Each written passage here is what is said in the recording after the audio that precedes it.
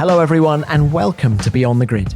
I hope you're all keeping safe in these very difficult times. My name's Tom Clarkson and coming up we have another hour of lockdown escapism for you. This time with a man who has one of the most famous surnames in racing. In fact, his father, three-time world champion Sir Jack, would have been 94 last week. So we thought it was an opportune moment to get David Brabham on the show.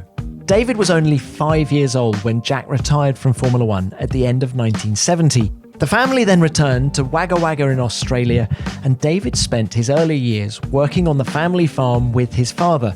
Until, that is, the racing bug could be contained no longer. Though he didn't take up the sport seriously until 17, David raced and beat many future world champions on his way to Formula One, including Damon Hill and Mika Hakkinen. And fittingly, he made his Grand Prix debut for Brabham in 1991. It proved a mixed blessing, and it wasn't until 1994 that he returned to the F1 grid, this time with Minno's Simtek. Again, the going was tough, not least when tragedy struck at Imola and his teammate Roland Ratzenberger was killed. Anyone who thought being born a Brabham was an easy ticket to F1 fame and fortune hasn't heard David's story. He's needed all of the guile and determination of his famous father to get to the sport's top echelon, and he's needed it since retiring from Formula One as well, as he's fought to regain control of the Brabham name. There have been many famous families in Formula One, but the Brabhams were different, as you're about to hear. I hope you enjoy our conversation.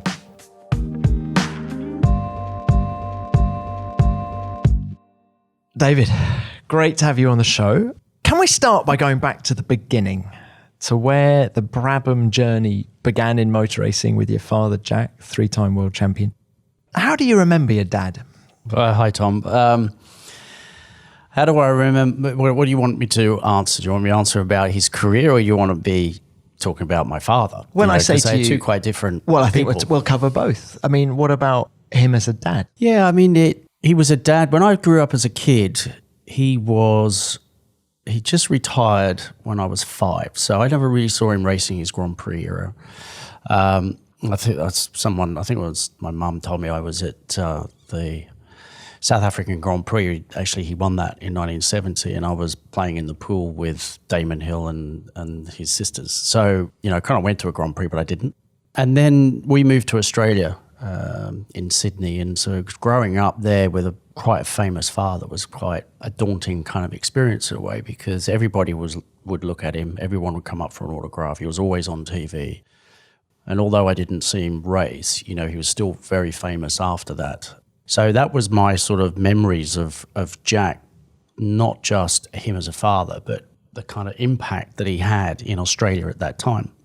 And he was traveling a lot, so I didn't see him all the time, like a normal kind of family. He had businesses in the UK as well as in Australia. And he was, I guess, dad, you know what I mean? He had his good points, he had his bad points, like we all do. We used to argue a lot. But, in terms of, wanting his children to go racing, he just didn't want that at all. So we had to kind of make our own journey in some way. Well, that's quite interesting. Why do you think he didn't want you to get into racing or get into race driving? Well, that's a good question. I'm not really sure. I think more from a driver point of view, because he went through a lot of deaths in that period when he was driving. A lot of people that he knew quite close. And I think when my brother Jeff said, "Hey, I want to go racing," it was only 4 years after he retired, and he wasn't very supportive of it to begin with. And of course, Jeffrey was like all of us, we were pretty determined to say, well, okay, fine, but we'll do it somehow. And Jeff started racing, and then when Dad started to see that he was serious, then he started to get behind him. And then, Jeff's career went on to the UK and then went on to America, and he had a very successful career. What's the age gap between you and Jeff? Oh, it's about 13 years. Right. So at this point, what were you thinking? What was your attitude to racing, even when Jeff was going racing? I remember going to a couple of his races, but I was more interested in sitting in a cardboard box, going down a hill at speed, having my own thrill other than, say, watching him on track. So, he would win. I'd see him afterwards and it was like, oh, how'd you get on? It was a bit like that. So I had no real interest or desire in that sense as in racing, but in terms of sport football, competition. That's something that was in me from the word go. And so what age were you when you started to really appreciate what Dad had achieved? Not till I was quite a bit older, to be fair. I would say even after I left school. So I went to an agricultural boarding school to learn about agriculture because we had a 4,500 acre farm outside of Wagga Wagga in New South Wales. And I was being groomed to be a farmer. So my two older brothers were racing, but someone needed to be on the farm to run that. So, I ended up on a agricultural boarding school and then left at 16 to work on the farm and went to a wool classing college after that as well. So far removed sheep. from So racing. it was a sheep farm. Well, sheep, cattle. We grew wheat, barley, oats, sunflower, all that sort of thing. And we had irrigation, so we were on the Murrumbidgee River there. And is that still in the family, the farm? No, we sold it in 91. Right. Okay. So you're being groomed to be a farmer, and at what point did you go, no, this isn't what I want to do, I want to go racing? Well, when I was on the farm, driving vehicles, whether they were the ute, the Daihatsu, we had the tractors, the motorbikes, it was always flat out, always sideways. So the driving fast, pushing yourself, balancing the car on the edge, I absolutely loved and did for years. Didn't even think about racing. It was just fun as far as I was concerned. What about rallying? Yeah, I know. It's like, it sounds like it does, doesn't it? Yeah. And I actually did, my very first event was a rally. So it was the Wagga Wagga Car Club rally. Didn't have a clue what I was doing. And my next door neighbour came with me and he was a navigator. I stole my brother's car because he was in the UK, so he didn't know about it. And I was in this little Mazda 66 and off I went and did this rally. So that was my very first event, which is kind of runs true with my background being on the farm and being on the dirt. But it wasn't until I was just 17 and I went to America to watch my brother Jeff race. So he was first year in IndyCars in 82. And that was really the first time I kind of really saw racing proper. From the inside? Yeah. So you're in the pit lane? Lane, kind of old enough to kind of understand it a bit more and having more of an interest, where before that I had no real interest. So we ended up going to a workshop, and it was Al Unser Jr. in America who was doing Can-Am. And so Jeffrey had won the championship the year before. He was doing IndyCars, but he was asked to do a few races for Rick Gallis to help Al Unser Jr. win the championship. So we went to their workshop. So it was the very first racing workshop I'd ever been to. And he was doing a seat fitting, and I ended up going for a wander around, and I saw a mechanic working on a go-kart. And I walked up to it, and I'm looking at this go-kart and started to have a chat to this guy. And I said, "Do people race go-karts?" He said, "Are you adopted?" It's quite a mad question. It for is. Brabham to Exactly, ask. because he's looking at my brother doing a seat fitting, Brabham family, racing history, heritage, iconic racing dad. And I didn't know people race go-karts at 17. That's how far removed it. I think my dad did a really good job to keep me away from it because... was he surprised then when you actually said, "Dad, I want to have a go at this"? Yeah, well, I went back and having spent the time in the pits, in meetings with Jeff, listening to it, I really started to think about what was going on. And I was really interested about the car, how it worked, why is that like that? I kept asking lots of sort of questions. And then I went back to Australia and thought, you know what, I want to have a go in a go-kart. So I said it to Dad, and Dad's jaw just dropped because that was the very first time in 17 years I ever said I wanted to get into some sort of car to go on a racetrack. He just basically said, no. So I said, well, okay, fine. So my next door neighbour, who I did the rally with, I went to school with as well. And I said, hey, let's go and have a look at a go-kart race meeting. So we went to the Griffith go-kart track and watched what was then the New South Wales country titles. So it was a fairly big meeting. And we were hooked straight away. So together, because we were working on the farm, we were earning a bit of money, we bought a second-hand go-kart together, put it in the ute to head off to do our very first test at Griffith. And Dad, who wasn't there a lot, was actually there that time. And just as I started the car up, he tapped on the window and said, I better come with you. Oh, wow. Yeah, so that's quite a big moment he jumped in the ute. In your life. Yeah. And off we went to Griffith. Yeah. And we spent, we were the only ones there, so we were just going round and round and round. And Dad would pick up he picked up a piece of go-kart number plate, like a yellow number plate that had a little edge to it. So he put it down and would show us the lines. But I kind of got that pretty quickly based off my experience of on the farm in the dirt. And he suddenly realized that actually I could drive, which was a total shock to him. And then it was a case of me just going through different go-kart race meetings, showing him in a sense that, hey, I do want it, because I did. It wasn't because he did it or my brothers did it. It's something that I wanted to do. I wanted to test myself. So that's how it kind of started. And how was your relationship with Dad throughout all that? Because if even before you started racing, did you work closely together on the farm in terms of not discussing racing, but discussing farming? And were you quite close, would you say? Yeah, I think we were close. I think we probably could have been closer, but he wasn't there a lot. So that was a bit difficult. And when he was there, he loved his engineering. He loved building things like his race cars that he did when he won world championships. So going down there, he would invent stuff for the farm. So that was always fascinating, walking into the workshop. Stuff? Oh, it'd be anything. The fastest tractors in Australia? No, not necessarily that. It was just practical stuff that just made jobs easier.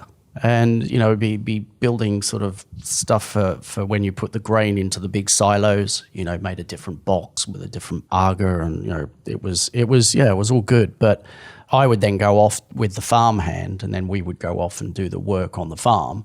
And then, of course, Dad was still in the workshop making stuff. That was him. I think that defined him as a race car constructor and everything. And when you think that he won a world championship in his own car and you've seen him working on the farm like that, it is an extraordinary thing, isn't it? It is. And Did you then start to appreciate it when you saw him on the farm making all these shortcuts, trying to do things faster, better, quicker? You sort of got your little insight into... I think it worked in reverse a little bit. As I got older and raced and I started to understand much more about what he achieved and how he did it, and then look back at what he was doing on the farm, it all started to make sense. When I was younger and saw him doing it, you walk in, you see your dad doing it. I wasn't an engineer, so I wasn't in there helping him make stuff. But it was interesting just being in that environment, watching him tinker away, thinking, drawing stuff, measuring stuff. He had a lovely big lathe, so he was, lathe all the metal and everything. And so it was interesting growing up in that environment. So you're now wanting to be a racing driver. Dad has shown you the lines. Did he? Because there's this wonderful story I want to talk to you about in a minute. Did he do anything else to show you how to be a racing driver? Or once he realized you could drive, did he leave it to you? He was very much, there's the steering wheel, crack on. He wasn't that person who would sit down, look at every line, look at everything that you were doing, talk to you or anything. He was very much about, if you've got it, go and figure it out. That was his approach. He was always there for advice. And there were times when he would watch something with me on track and I'd come in and he would go, well, did you try that? And I didn't. And he was absolutely right every time. So he had a really good eye for what the car or the cart was doing at the time, in terms of what setup we might need, what sort of changes I could have done when I was driving. And that's where I learned a lot from him. So this story, Adelaide 1987, Formula 2, Australian Formula 2 is supporting the Adelaide Formula 1 Grand Prix. You have a mechanical problem, I think, don't you, in qualifying? And you're last on the grid, 38th or something like that. And then, so the story goes, you have a humdinger of a row with your old man before the start. Are you able to tell us what it was about and what effect it had on you? Yeah, I look back on that really fondly. Not the necessary that we had a massive Barney, but it was all part of the process that I got to in terms of understanding myself more, understanding, the father-son relationship more. I learned so much, but yeah, leading up to that point, 3 months before, I told my parents that my girlfriend was pregnant. And for Dad, that was like an absolute no-no. He was very much, if you're going to be a racing driver, it's a selfish sport. You kind of got to be on your own. And I kind of get that for sure. But, I had a girlfriend. We were going to have a baby, and Dad did not speak to me for 3 months. He was absolutely fuming because leading up to that, so he said later, when we had a bit of a chat about it, he thought I had everything to get to Formula One. So for him, he could see that I was the one that was going to make Formula One. And for him to see that I was going to have a baby, girlfriend. That was, to him, that was, oh no, that's just not going to work. So during the race weekend, as you say, qualifying time, we had a problem with the car, didn't do a lap. So I'm starting last. And before the race, I'm sort of having a chat with him and Mum. And I ended up saying, hey, look, there's a Formula One pass on your chest that Bernie we obviously used to give him.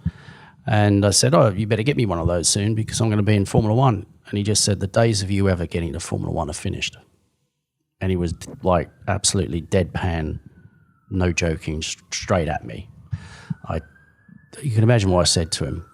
I wasn't very pleasant, and I walked off, and I was absolutely steaming with rage. Just wanting to prove him wrong, or I was just angry at the whole situation, and obviously didn't do well in qualifying, so that was probably added to it. But the whole father-son thing, that's a quite powerful emotion, and for him to say that it really tipped me to a completely different level in terms of anger, frustration, but so much intent. By the time I got into that car, being last, I was going to win that race in 15 laps. No one was going to be able to get in my way.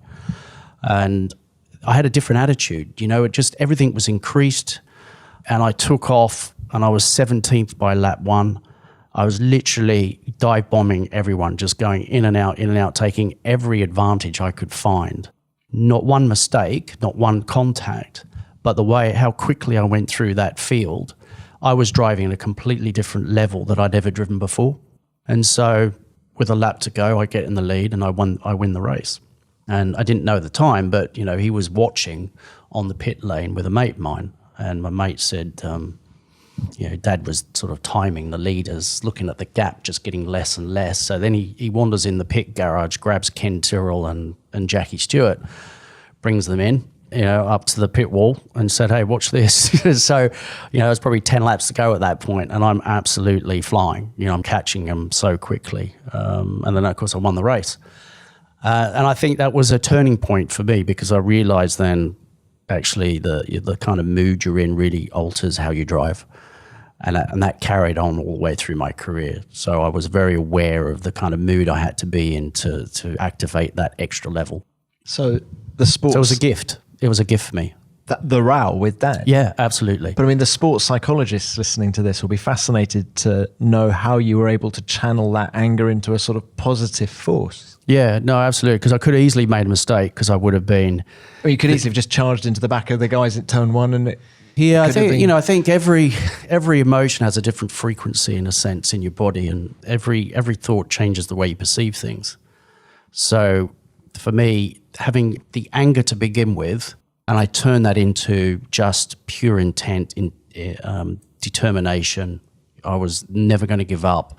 It just took my mind to a completely different level, which meant that when I'm flying through the corners and going past everybody, I see the world differently to if I just got into the car as normal as I had done previously and tried to win the race. I probably wouldn't have won the race, but I needed something like that moment with my father to be able to switch into a level that I just never knew existed. What did Dad say to you after the race? Well, he was obviously really pleased. Ken Tyrrell was there, and he's telling the whole of Australia, you've got to get behind this kid. You've got to get him over to England, and, he's a Formula One future star and all this kind of stuff. So I went from being told that I'm never going to make Formula One. So within, a 40-minute race, I'm going to be a Formula One star. So it was all kind of a bit weird. But, standing on the podium at the Australian Grand Prix support race, having just done that, it helped launch my career. There's no doubt about it. There's plenty more from David coming up. But first this. If you're thinking of ramping up your grooming regime and playing around with some new styles, perhaps you're thinking of cultivating a moustache reminiscent of Nigel Mansell or Keke Rosberg, or a neatly trimmed beard like Valtteri Bottas or Daniel Ricciardo. Whatever style you're after, let Harry's ensure you get the smoothest shave possible. Get your hands on one of their trial sets for just £3.95 by visiting harrys.com/grid. There are 600 engineers, designers, craftsmen and chemists at the Harry's factory in Germany, working hard and making products from only the finest materials and ingredients, and the quality is second to none. If you're a long-time listener to Beyond the Grid, then you'll know that I've got one of these sets, and it's a wonderful piece of kit. And if you haven't tried one yet, it couldn't be easier to arrange. Just enter your details online and you'll get a package delivered to you with all you need to get going, including a weighted ergonomic handle ensuring maximum comfort and grip while you shave.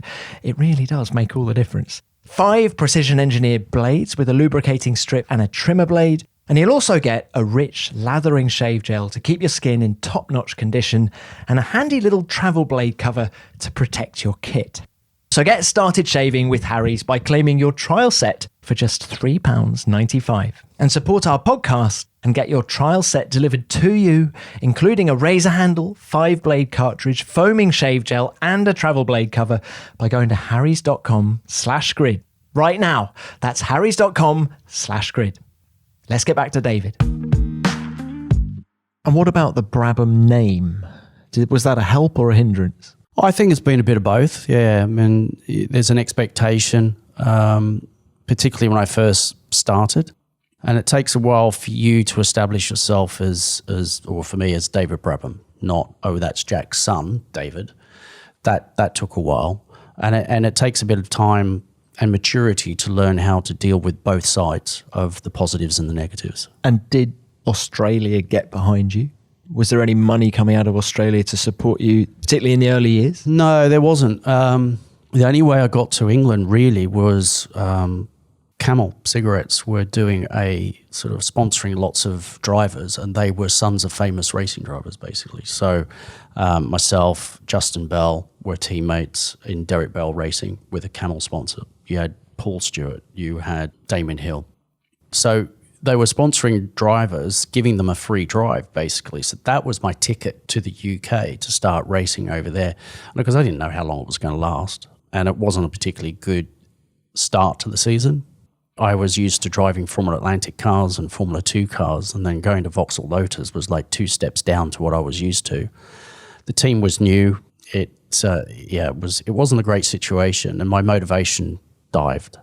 So I was driving pants, I just wasn't any good. And then Dad was actually instrumental in pulling me out of there with the help of the team and Camel to put me into Jack Brabham Racing's Formula 3 Class B car. And then it all changed. Then all of a sudden I was back feeling at home. Motivation came back, and I started winning. So that was, if I hadn't have done that, I probably would have gone home. Did England feel like a foreign country to you? Because, of course, you were born in London and Wimbledon.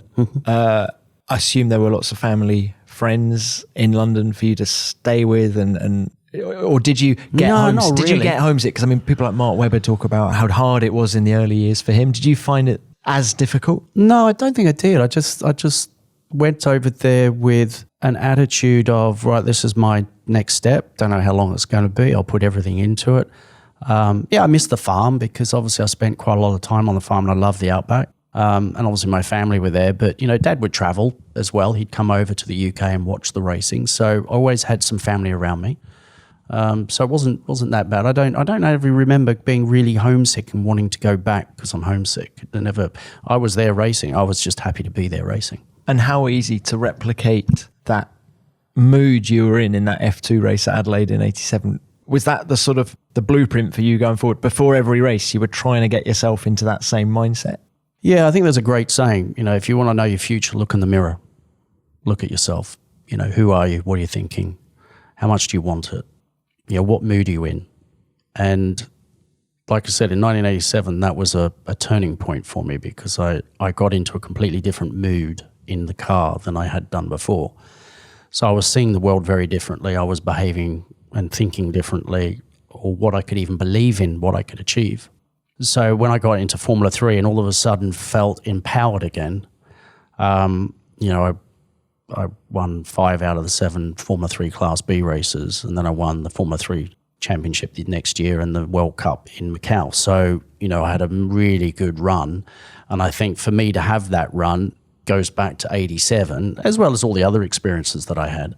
But it really helped me to think more about the way I think when I go into a race car. So 89, you've got the world at your feet. You've just won, as you say, the British Formula 3 Championship. I mean, there were some serious drivers in that championship. There was Mika Hakkinen at the time, and you had great battles with McNish. When I think about Macau, Macau was like Schumacher. Hakkinen, Irvine, Morbidelli, Zanardi, McNish. I mean, you've had some great wins in your career, including Le Mans, of course. Is Macau right up there? Yeah, definitely. Yeah, I mean, at the time, that you're racing against a bunch of kids like you are, and you end up winning one of the biggest races in F3. And of course, at that time, you gave you a super license as well. So that was like tick. And although I'd won the British Formula 3 Championship, that year there was a lot of controversy and I had points taken away from me. And West Surrey Racing and my team, Bowman Racing, they threw protests at each other. And Alan's team, Alan McNish, who I was really racing for the championship with, ended up appealing. So his points came back because he had points taken away. Mine hadn't. So he was leading all of a sudden where I should have been leading. And I was put to 6th. So by the time I got through the end of the season, I could have, if I won the last race, I could have won with a 24-point deficit.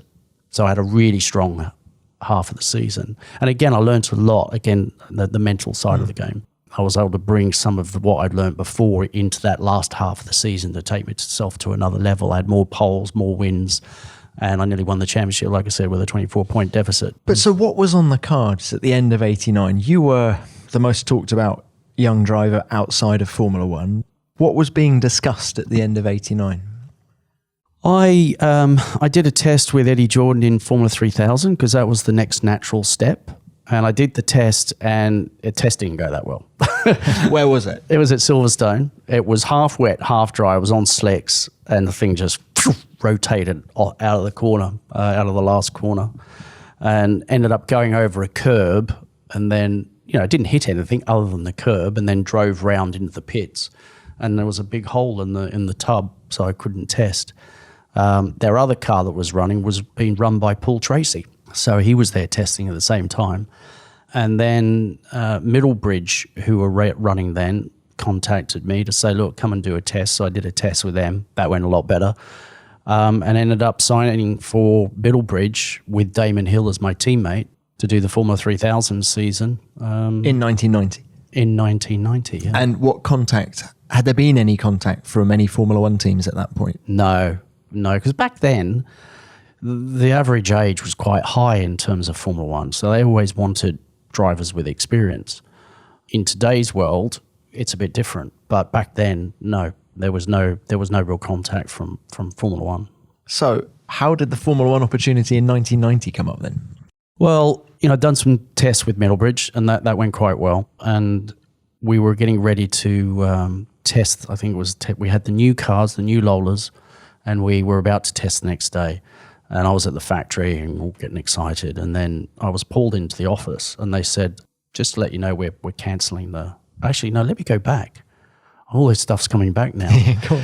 As I was in Formula 3000, leading up to that test, Formula One had started.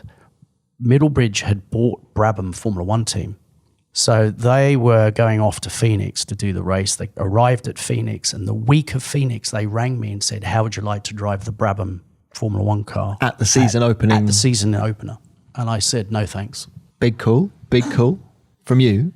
Well, it was just logic because I didn't feel I was ready. I was probably not fit enough. I didn't feel that I would do it justice, and I turned it down. And I think at the time, from what I hear, they thought that was impressive. That I thought, no, you know what, I'm not quite ready. When I am, then we'll talk. But were you nervous that you were closing the door and it might never open again? No, never thought of that. No. No, because I was pretty confident in Formula 3000 I could win, and with the team and the car that we had, the engines, the Tickford engines, that was a really strong package, and so I felt very confident. I felt confident I could deal with Damon. So I'd beaten him in F3, so I didn't think that going into Formula 3000 That's a would cool be a team. David, that is a cool team. Yeah, no, I mean I was really looking forward to it. And then when they said, look, we're cancelling the team, but we'd like you to be the Formula One driver. So I didn't have an option then, in a sense. It was either look for another job or be a Formula One driver. So I took up the offer to be a Formula One driver, which was obviously totally unexpected at that time. And my very first race was the third round at Imola. Yeah. What were your expectations? Because the car had been quite good in 89, the previous year. Brundle had run, I think, third at Monaco for a lot of the race. And what were your expectations? My expectations were based off the BT58, which was the car in 89. That was the very first car I tested at Silverstone. Beautiful car. One of the nicest cars I think I've ever driven. It was just so balanced. You just could absolutely like wring its neck. I tried to wring its neck. I still had to learn how to wring its neck coming from really F3 to F1. But it was a super impressive car. Then when we got the BT59, it was a disaster. It was slower. The rear end wasn't finished. The gearbox wasn't finished till halfway through that season. So I had to have the old gearbox with the new front end.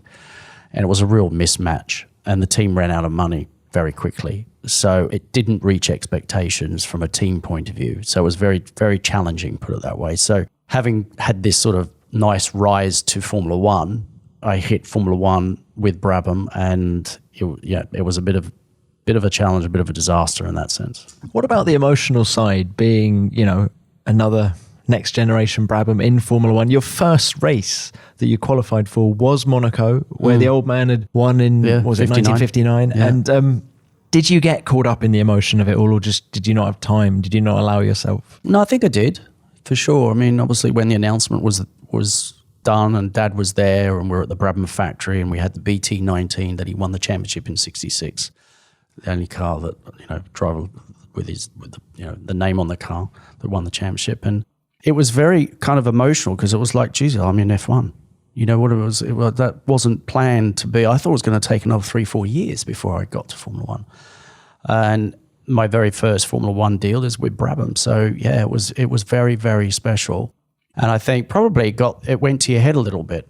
And then, because you can get carried away with what's going on and not be focused. So I think I had to learn how to deal with that at the early stages. And then how tough was it to fail to qualify for some races and to be constantly at the back? Because as you say, you'd had this stellar season the year before. Yeah, I mean, it wasn't easy because it was like, well, hang on a minute, what the hell's going on here?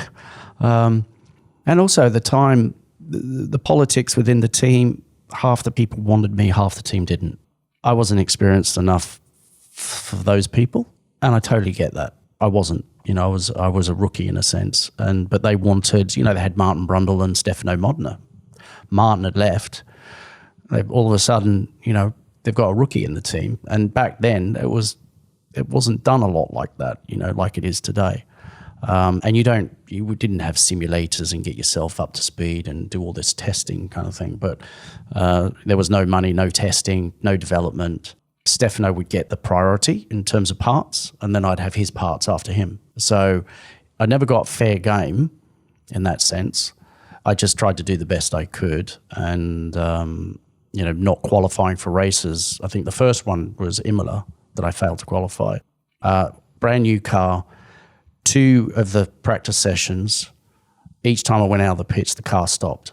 So I did not even do a lap virtually leading up to the third practice. Then I got some laps in, then it was qualifying. And of course, qualifying back then, you had 30 cars going for 26 spots. So it was really tough at the back to actually qualify. A lot of good drivers were back there with me. And at Imola, I missed out by 3 or 4 tenths or something to be in my first Grand Prix. And then, of course, went to Monaco after that, and that was when I qualified for my first race. But I think I didn't qualify for 7 or 8 races that year, so it was tough, yeah. And then, end of the season, it all comes to an end. I mean, were there options elsewhere? Was there an option with Brabham in 91 or elsewhere, or did you think at the end of 1990, help, Formula One career's over almost before it started? Yeah, a little bit. By the time I got to the end of the year, they were quite a lot in debt. They needed a change. Yamaha engines came on board. I did the first test with the Yamaha engine, in the BT58 actually. And I was obviously hoping to continue because I felt like, okay, year 1 I've learnt, kind of felt better prepared for year 2, but I was replaced by Mark Blundell, and that was it. I was out there looking for another drive. And you went sports car racing? No, I went back to F3000. Yeah, so I didn't have any money, so I had to find what I could. And it was a case of Team Roney had a spare seat next to Fernando Plata.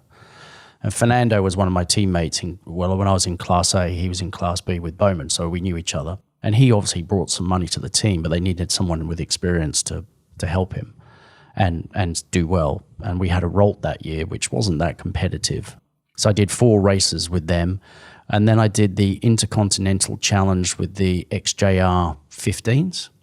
So Silverstone, Spa, Monaco rounds. I think Monaco was first. So I went to Monaco to do that race, and I finished second behind Derek Warwick. And after the race, TWR said, look, how would you like to come and drive the XJR 14, which is the one Ross Brawn designed, was the last car. That's that he actually fantastic. So the designed. support race series for Formula One got you the ride in the Jaguar sports car team, effectively. Yeah. Wow. So I replaced Martin Brundle again, but he was doing his F1 commitments, and they needed to, have a different driver. And after that race, they said, look, would you like to come and test? And this was the odd one, because I rang up and I said, okay, I'm here, I'm ready to test. And they said, well, there's no point you testing if you're not going to drive for us. So I said, are you offering me a job? And they said, yeah, we'd like you to do the season. So I was like, sure, yeah. and I do things in a particular way. I say, okay, that's really great, but I'm going to have to go and tell my team, tell them this is the opportunity, get the okay and all that sort of stuff, and then go back and say yes. So I did that, and they said, look, we haven't got any more money, so you better get going. This is a fantastic opportunity for you. So, crack on. And signed with Jaguar to do sports cars, which was an amazing experience. And how much better prepared were you for Formula One second time around as a result of that? Oh, totally. Yeah. I mean, sports cars, you learn so much. The very first sports car race in the XJR 14, which was such an incredible car to drive. And I started in one car and finished in the other. So Tom would only pay for 3 drivers instead of 4. So I ended up, I started in Derek Warwick's car and finished in Teo Fabi's car. But I finished first and second. Was that car quicker than the Brabham? Yeah, I mean, it would have finished. It would have qualified in the top 10 of a Formula One race. Yeah. So it was just another level up. Yeah. And of course, this was the era of Schumacher and Mercedes. That's right. And isn't it? All the young guys were coming through. Yeah, we were racing against each other again in sports cars. And they were competitive towards the end of that year. We were very competitive at the beginning in terms of Jaguar. Peugeot came online with a new car because they were just getting hammered by the Jag. And then that was another step up. There was a great battle between Goodyear and Michelin. And as a driver driving with two different vehicles, with different teammates, with different styles, different setups, again, you're in an environment where you learn so much in terms of how to adapt to each car that you drive. And was Formula One still the objective for you? Yeah, the dream was still, it was unfinished business in a way. Yeah. So Simtek in 1994. Yeah. Tell us how that came about. Well, it was a connection through through a number of people, but particularly Dad, and a guy called Don McPherson, and obviously Nick Worth. And he obviously was doing this project, wanted to get to Formula One, and he needed an experienced driver, and obviously I had a name as well. And that's kind of where the opportunity came. Now, in 93, I had quite a barren year, so I got married. We had time to get married. And I just wasn't sure what the future was going to be. And then all of a sudden, this Formula One opportunity came, and it was like, God, now's my chance to get back into Formula One. Not with an established team, but at least it got my foot back in the door. How stressful did you find being an up-and-coming driver at that time, not knowing from one year to the next? Were you good at dealing with that? I think you learn how to deal with it, because each year you get to the end of the season, you go through Christmas, not knowing what you're going to do the next year. So I never had the funds to put down on the table. I wish I had, because Eddie Jordan offered me the drive in 91 with the 7-Up car that Schumacher ended up starring in. Great little car. Yeah, it was. If I had $500,000, I could have had that drive. Alongside what, Chichezeris? Chichezeris, yeah. Wow. So I never had that opportunity. So I had to do what I had to do. I had to find what was out there, and obviously with Nick, with Simtek, it was another opportunity to get into Formula One. Knew it was going to be difficult, as it always is with a new team, and with not a lot of money. What was the car like? Yeah, pretty car. Yeah, it was a pretty car. If you look at the cars back then, we were the only one that ran the suspension where the bottom wishbone was higher, which caused some issues with the suspension. But our biggest issue was, we had no money to develop. So it was what it was. It was heavy. We had the least amount of power. We probably had the least amount of downforce. And, as long as we didn't have the 1990 scenario where there was 30 cars going for 26 slots, all we had to do was try and really get on the grid as high as we could. And that was always the last row or the second last row or maybe the third last row. But yeah, it was a challenging year for many reasons. If you've already listened to last week's episode of Beyond the Grid with Mark Blundell, you will have heard him talk candidly about his stint at Ligier in 1993 and his regrets about not being able to speak French, as it would have come in very useful at the time. And if learning a new language is something you've been meaning to apply yourself to, then make sure you have no regrets and get started today with Babbel. Babbel is available as an app or accessible online and is on hand to help you learn a new language in a matter of weeks. You can choose from 14 different languages, including Spanish, French, Italian, and German. And what I found really helpful is that it teaches real-life conversation. It allows you to learn through interactive dialogues, and their speech recognition technology helps you to improve your pronunciation and accent in your chosen language. The lessons are created by more than 100 real-life language experts, which adds that personal touch that conversation needs. And it doesn't matter whether you complete your lesson online one day and via the app the next, because your progress will be synced across all devices, so you can fit your learning into your lifestyle. Babbel is designed to get you speaking your new language within weeks, with daily 10 to 15 minute lessons. That's all it takes. So try Babbel today. Just go to babbel.co.uk or download the app for free. That's Babbel, Babbel.co.uk, or download the app for free. Babbel. Learn a new language and make it your own. Right, let's get back to the last chapter of our chat with Brabs. Of course, we couldn't mention 1994 without mentioning Imola. It was a weekend that began with a terrifying crash for Rubens Barrichello and ended with Ayrton Senna's fatal accident on the Sunday. And between those events, Roland Ratzenberger, David's teammate at Simtek, the man on the other side of the garage, tragically died after crashing during qualifying. I asked David how he reflects on that weekend today. Well, I remember it. It's a long time ago now. At the time, Formula One had not seen a weekend like that for a while. So obviously Rubens' accident was a bit of a shock. And of course, my teammate Roland goes on Saturday. So as a small team, never having lost a teammate, the team, I think only one person in that team had lost a driver before, and that was Humphrey Corbett. He lost Paul Warwick when he died at Alton Park. So this was his second driver, which was pretty tough for him. And it was one of those scenarios you just didn't know what to do or how to handle it because you'd not experienced it before. So your brain is completely scrambled in many ways. When they told, I kind of knew he was gone because actually when I was out there on the track, the red flag came out. I'd just gone past start finish line. And then as I come towards the accident, I just saw some body work on the track and there was purple bits. And I thought, that's Roland. And then as I go round the hairpin and I kind of look up and what I saw was enough for me to go, I don't think he's made it. So went back to the pits and everyone's saying, well, what do you think? What's happening? And I said, I didn't want to say I think he's gone because I didn't know, but I said it's not good. And then the news came later that he obviously had passed away. So, like I said, that was a big shock for Formula One and also for a very small team like Simtek. How the hell are we going to keep this thing going? How did you? How could you get back in the car the next day? You started the race? Well, that evening I sat down with Nick, Max and Bernie, and they said the decision to race is mine. Cheers, guys. And I just didn't know what to do. And did you feel pressure to race in any way? No, I don't think only pressure in a sense of we've got to keep this thing going. Roland would not want in my opinion, Roland would not want you to sit there and go and walk away from the sport just because something happened to him. And I decided that I would do the warm-up to see how I felt, and that was accepted. And obviously we had a front wing failure.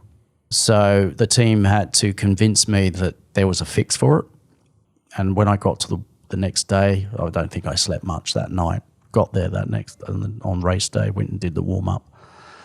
And we actually did quite well in the warm-up, which was unusual to be up that high. How did it feel to be in a Formula One car again, driving it on the limit? I don't think I found the limit, to be fair. I think the events of the day before takes something out of you. You think you're doing the best, you think you're on the limit, but when I look back, I think probably not. There was a much more of a safety aspect to my thinking when I was driving. And I've never been a driver that really thought much about the safety for whatever reason. Didn't really think much about it. That's what it is. Let's go for it. But during that time, what happened at the events before and being in that race car and, not knowing if something's going to happen, my wife was there. She was pregnant. And, all those things that you would never think about, you started to think about. So I felt okay. So I decided to do the race. And I did the race and I had a failure myself, luckily in a safe spot. So I felt very lucky to get out of there alive, to be fair. And then what was your reaction when you heard that Senna had died from his accident? Yeah, when I went past the accident, because we had a couple of restarts, and we got going.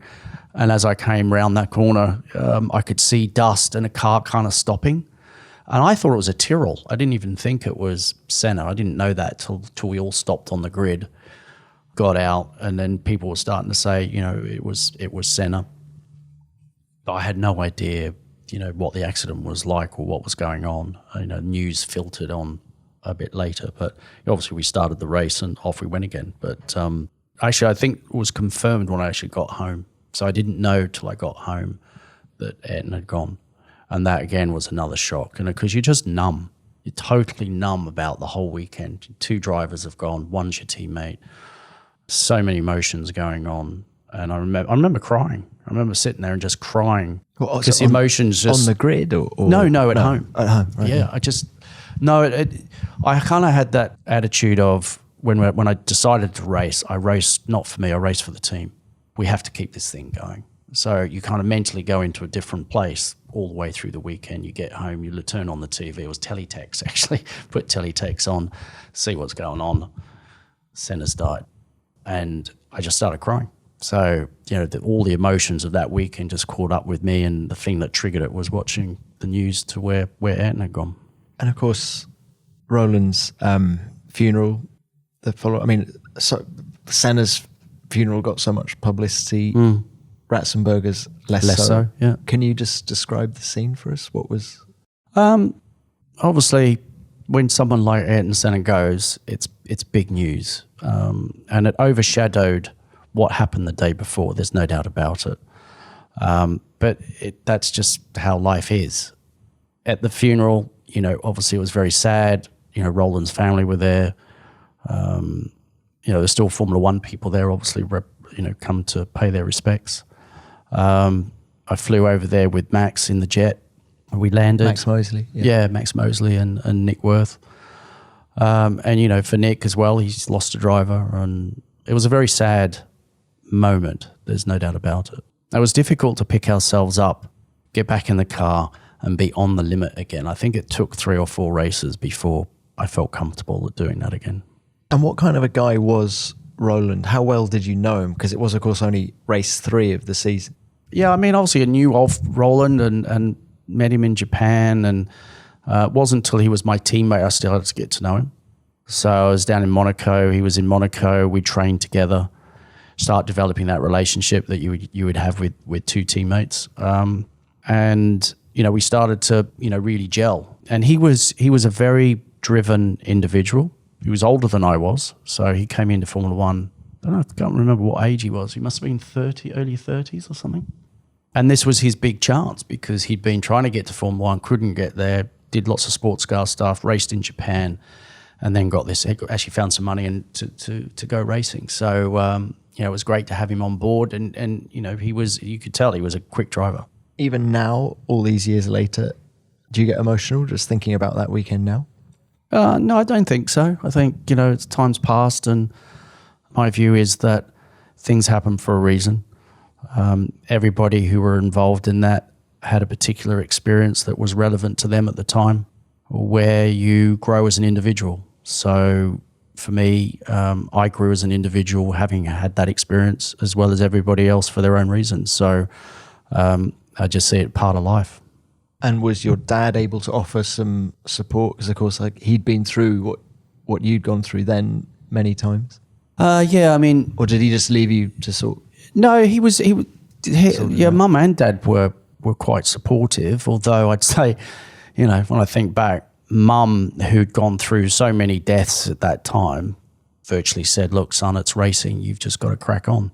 Because that was the kind Mum more than Dad. Yeah, Mum more than Dad. You know what I mean? So it was a bit like that. It was like, well, what are you going to do? Walk away, or you got to keep going? Mm.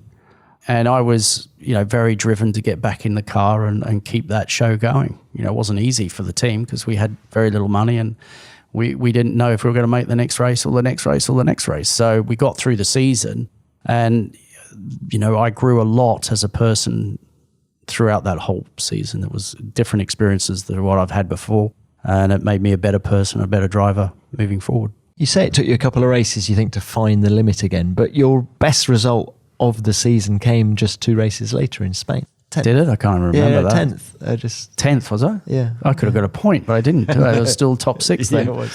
I think I was still trying to find my rhythm and not think too much about what had happened. And of course, at Barcelona, we had Montemini drive the car and had a big accident. He did.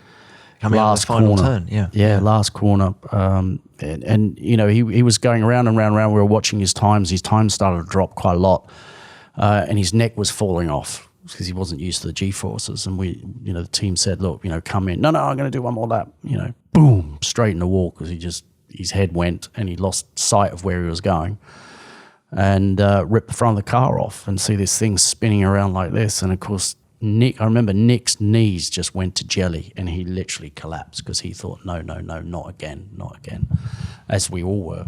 Luckily, he was okay. But, it was like, oh my God, then I just don't want to go through that experience again. Because you had Wendlinger before that Monaco, as well, at Monaco. So there was so much going on that it was really difficult to blank out of your head. So end of that season, it's been a really tough season for so many reasons. How would you say the Formula One world was looking at David Brabham at that time, at the end of that season? They weren't. I didn't make enough impact. Time to move on. So was it clear to you at the end of 94 that you... Yeah, I mean, I did 2 years of it, teams that were struggling. Although I felt, second time round, I felt a lot stronger driver, with a sports car experience with Jaguar and then Toyota. And then back into Formula One, I felt like I could carry myself. I could do what I had to do.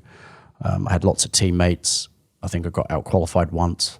And the team really relied on me. So there were really good elements of that year, but I knew it was pretty much done by then. It was time for me to move on. And I ended up, through Nick's connections through BMW, with Paul Rocha, ended up getting a BMW Works drive in touring cars. What was your relationship like with the other F1 drivers of the time? Because of course Damon is there. Did you hang out with Damon a bit? Did you? No. When I think about it, I didn't really hang out with many of them. When I went home, I didn't really surround myself with racing people. I surrounded myself with friends. And it may have been a mistake back then because, when I went home, I was home. We had a child, little baby Sam, and, I enjoyed being a father and all of that sort of thing again. And it was just the way I kind of lived my life then. So it wasn't like we mixed a lot with lots of different people in racing at that point. Have you ever discussed Imola with Damon? Yeah, we went back and did The Last Teammate on Sky, which was a fantastic program that highlighted what happened that weekend, the emotions that everyone went through. And Damon, he lost one of the greats next to him. And, the Williams team was a front-running world championship winning team that could win that championship. Can't imagine the kind of burden that kind of fell on his shoulders. I think you can imagine exactly, because that happened to you. But okay, different circumstances, smaller team. But but we weren't racing for world championship wins. We had a different thing. We were racing for survival. Quite different situation. Pressure the same in a way. Pressure's pressure, but a different type of pressure. And if you look at his season, and like I said to you, like before, I felt like I could deal with Damon because I kind of beat him in F3. When he jumped into a Formula 3000 car, he came alive. It was Formula 3 didn't suit him. Got him into the bigger stuff. That really, that was it. He felt much more at home. He was very driven to improve and get better. And that whole season of '94, he nearly won the championship with a very difficult car to drive at the beginning. How do you reflect on your F1 career? Pleased to have done it? Yeah, absolutely. I mean, when I started, I never thought Formula One was probably going to be an option. When I did go-karts, I didn't think about where I was heading down the future. I was just racing. And it just, my journey, and that's how I sort of viewed my world back then. Didn't have those long-term goals. I just focused on doing what I had to do and do it well, and something would happen, and then something would happen, and then something would happen. And all of a sudden I'm in Formula One. 7 years after I was thinking, should I go-kart racing? You know what I mean? So do they race go-karts? Yeah, exactly. Do they race go-karts? Do people race go-karts, seriously? It's an extraordinary story. Yeah, it's not what people imagine, that's for sure. And then, of course, you go on and have all this success in sports cars and winning Le Mans outright and then various class victories as well, isn't it? But it seems to me you've got you're at a different challenge now. Have you hung up your helmet, so to speak? I've never officially retired. No, I got to having raced in America for like 12 years, American Le Mans Series, won championships out there, really fantastic period of racing for me. 2008 was like a purple patch. No one could touch me. Went into 2009, won Le Mans, won the championship. Probably didn't drive as well as I did in 2008. I was going through a court case with getting the Brabham name back in Germany. That's something I wanted to talk to you about next. Yeah. So that took quite taxing. Yeah. Very, very tough at that point to sort of deal with all that sort of stuff and not carry it into the car. So 2009 was one of my successful years. Won Le Mans.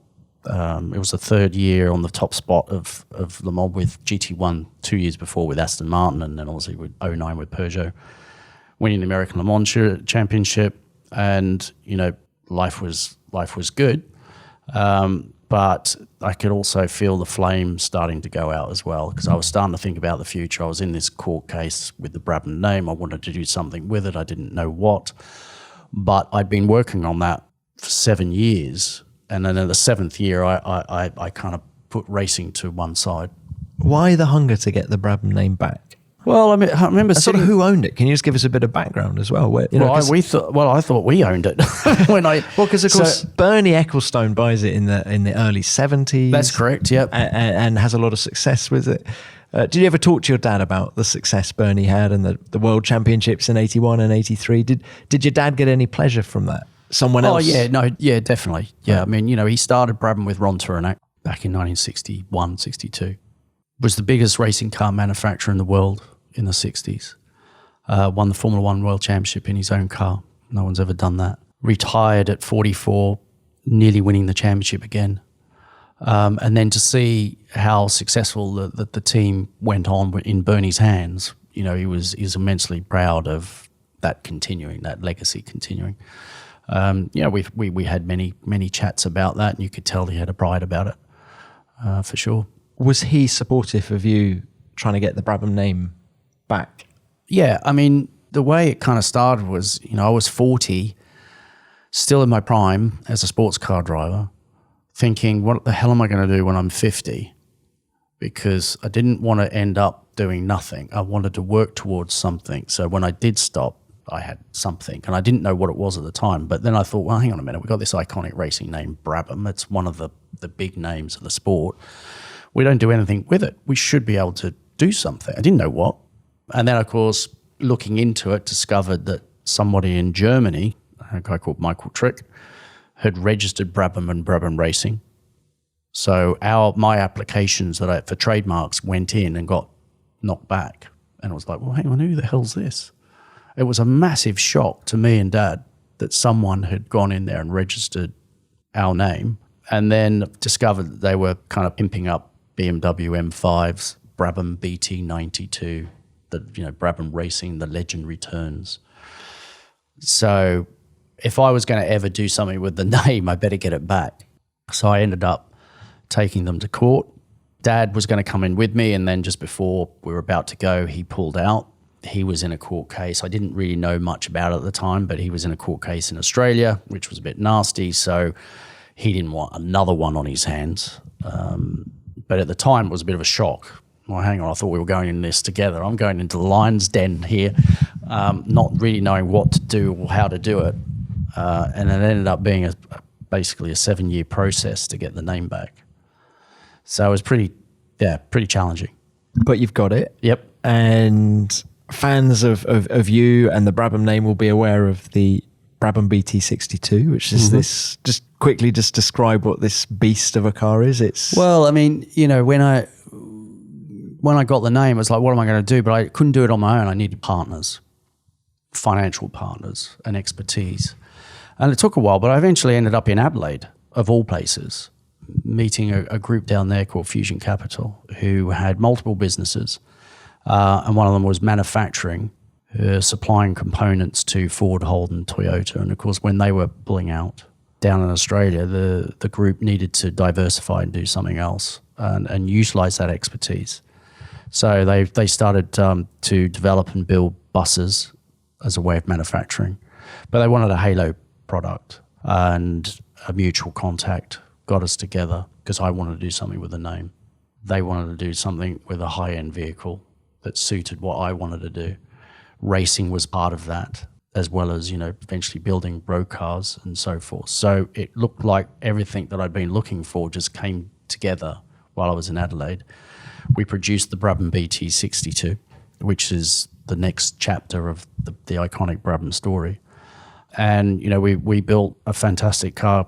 It was a track car originally, and that's evolved into a road car compliant road version. How quick is it? It's like insanely quick, competition spec. So, it's under a ton. It's 972 kilograms, 700 horsepower, 1,200 kilos of downforce. We smashed the record at Bathurst.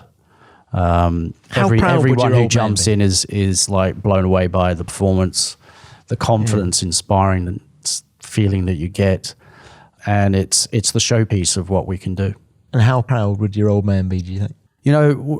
It's such a shame he wasn't around to kind of see this come together, because I think he would be extremely proud. Yeah, absolutely. To see the name back out there on a super cool vehicle. We're only building 70, so it's limited edition. Cars are in production. Customers will get in their cars soon. It's an amazing journey to think from, 14 years ago now. I didn't know what that future was going to be, but I knew something could be done. To go through the court case, to get to the other end, I had no money. Everything was gone. I had to start all over again, and it was a challenge. But so to sit here now and look at what we launched, the reaction that we've had. Now, we'll see with the competition spec, we won at Brands Hatch. That was amazing. Paul Bailey's going to be racing it this year in Brick Car. We've got another one coming online later for the competition spec to be racing. So to see all that come together is pretty cool. And is this the catalyst for more? I mean, could we ever see the Brabham name back in Formula One or at least top level motorsport? Yeah, absolutely. I mean, that's our goal. We want to be racing in the World Endurance Championship and Le Mans with our cars. We've said, sort of 21, 22 is where we want to get to with that. Lots of regulation changes around the top category have been happening. We've kind of been waiting for those to settle to understand what direction we go, because it could be, we're working on a road car in the background. So is it based off that? Is it something else in the hypercar category, which would probably be a new car? There's lots of things going on at the moment, but that's our goal, and we will get there. F1? That's an interesting one, because I've been approached many, many times by people who want to buy a team and they need a name. So, I have the ability to, outside of this project with Brabham Automotive, I can use the name in other areas. So in Formula One, it could come back to if it was the right situation. And, when someone comes to you and said, this is our plan, we want to do Formula One, we're going to buy this team, we really want to do a deal with you. It all sounds exciting. I reckon I probably had 7, 8 of those conversations over the last 10 years. As many as that. Gosh. And of course, after a while, you kind of learn that these things don't normally come off. So I kind of learned in the end to say, well, I tell you what, show us the proof of funds and then we'll talk. Yeah. That certainly made the conversations a lot shorter so we could just crack on and get on with what I was doing. But if someone turned up with the money, you would be open to the idea of Brabham coming back to Formula One? Yeah, if it was the right situation with the brand, I have the ability to do that because I own it. And so it's a case of, well, let's have a look. Does it make sense? I'm a kind of logic, common sense person. So I've run my whole life through that, through racing and everything, or with this deal with my partners, Fusion Capital in Australia. It all had to make sense. If it doesn't make sense, forget it. So if it comes to me and someone says, look, these are our plans, this is what we'd like to do, we'd like to see Brabham back in Formula One with our project, we can have a discussion. But you got to have the funds. Watch that space. Well, David, thank you very much for your time. What a great chat. Lovely to speak. Thanks, Tom.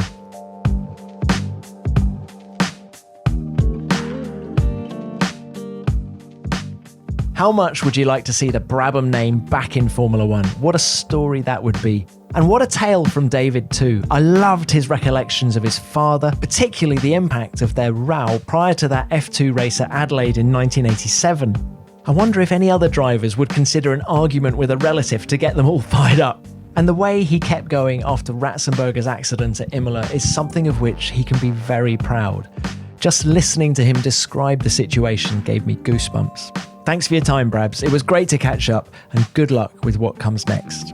Well, that's it for this episode, but we'll be back next week with another fascinating conversation from the world of Formula One. In the meantime, if you want to drop me a message about the show, I'm at Tom Clarkson F1 on Twitter, and you can use the hashtag F1BeyondTheGrid. We really love your comments, and we read them all. One of which came from Dave Stott, who got in touch via Twitter to comment on last week's show with Mark Blundell. Another excellent episode, he says. A very open discussion with Mark, which has made me respect him as a driver more than I did in the past. So thank you.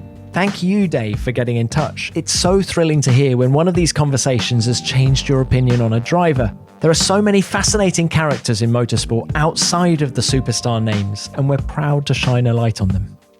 Well, that's it for now, and thanks for listening. Beyond the Grid is produced by F1 in association with Audio Boom. Until next time, stay safe, keep washing those hands, and keep it flat out.